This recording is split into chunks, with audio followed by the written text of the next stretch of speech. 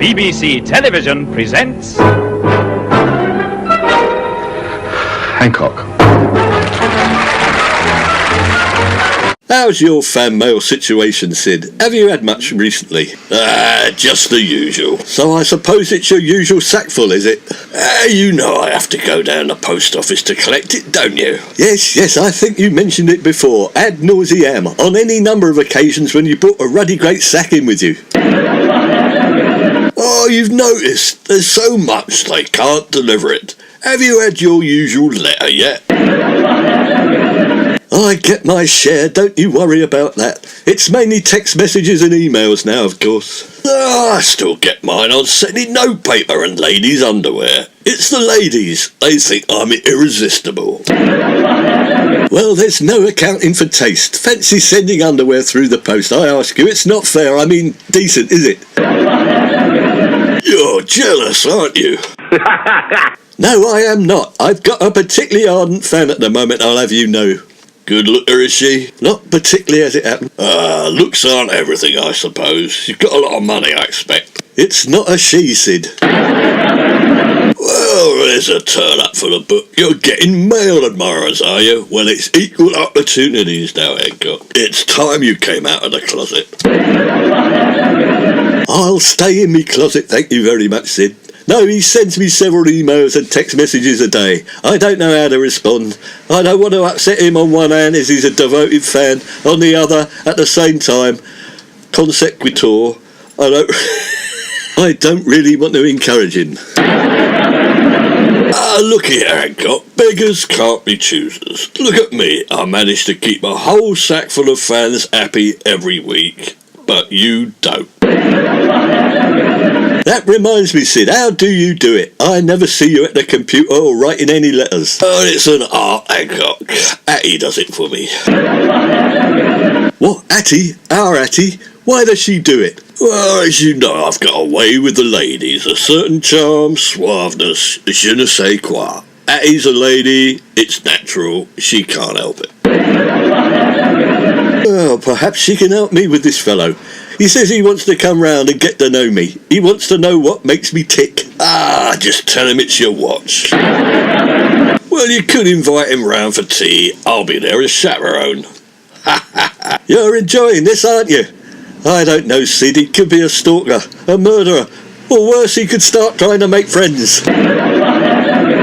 Come off it, Hancock. You're overreacting. I don't know. I suppose so.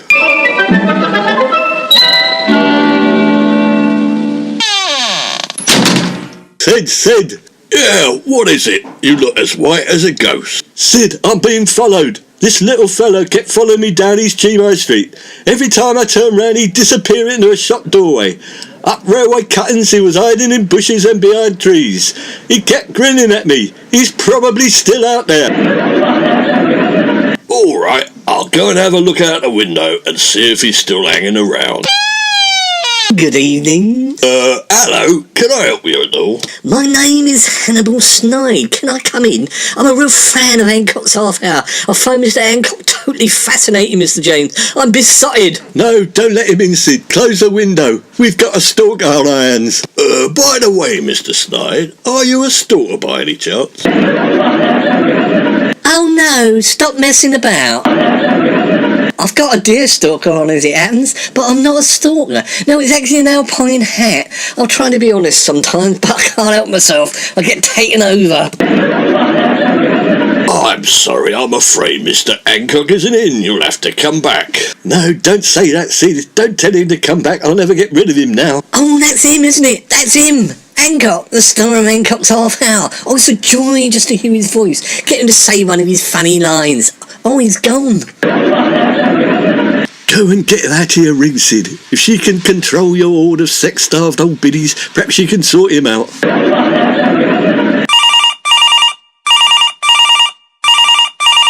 Could you come over right away, Hattie? Hancock's got a fan. It's thrown in completely. He's never had one before.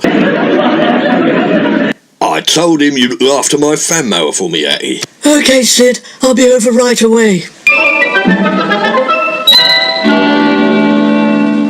Boys, are you all right, Tony? I'm not sure, Hattie.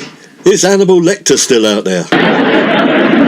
Who is Hannibal Lecter, Tony? That funny little man with German leather shorts, an alpine hat and an alpine jerkin. Oh, him. Why didn't you say? Yes, he's still in the front garden, whittling. Whittling? Whittling? What's he whittling? He's got a knife, Sid. I'm not really sure what it is, Tony, but it looks like an alpine horn to me. Alpine horn? Alpine horn? No, can't be. This is East Cheam, Hattie, not the Alps. The ice ground round here is the gasworks, and most of the rest is below sea level. This is like the Dead Sea.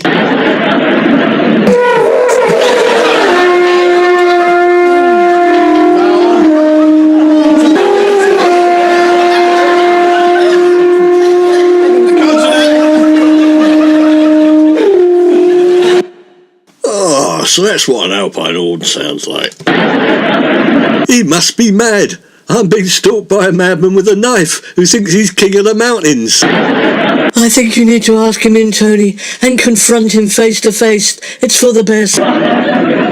Good idea, eh? And when he finds out how horrible you really are, Hancock, he'll bugger off.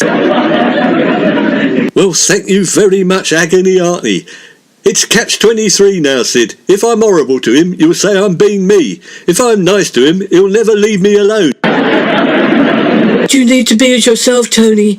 He's infatuated with the fake you, the actor from Hancock's Half Hour. That's exactly what I was saying, Hattie. You have to be yourself. Horrible. I am not fake, Hattie. I'm playing myself. It's real emotion that you've seen. I'm not pretending to be somebody I'm not. Oh, you mean method acting like Marlon Brando? Nah, method acting like Bernard Flaming Breslau, more like. Go on then, beat it on your head. Ask Hannibal Lecter in. Oi, Snide, you can come in. Mr. Hancock will hold an audience with you.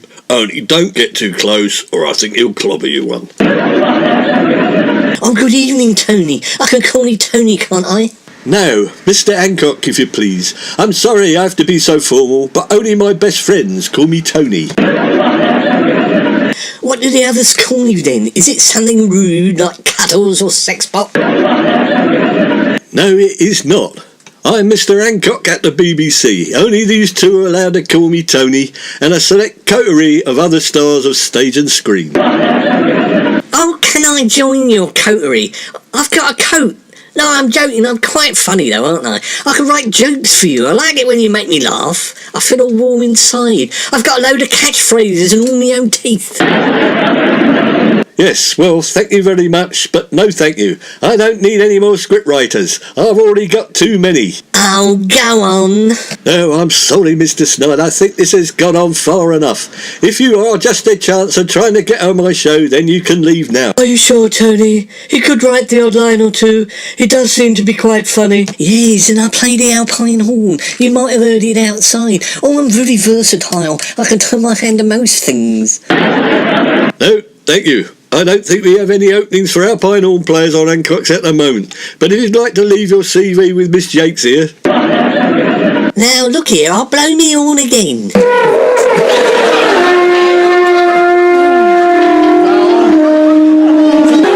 Oh, blimey, that's deafening. Yes, it is. Some people think it's me blowing off, but it's not. It's much worse than that.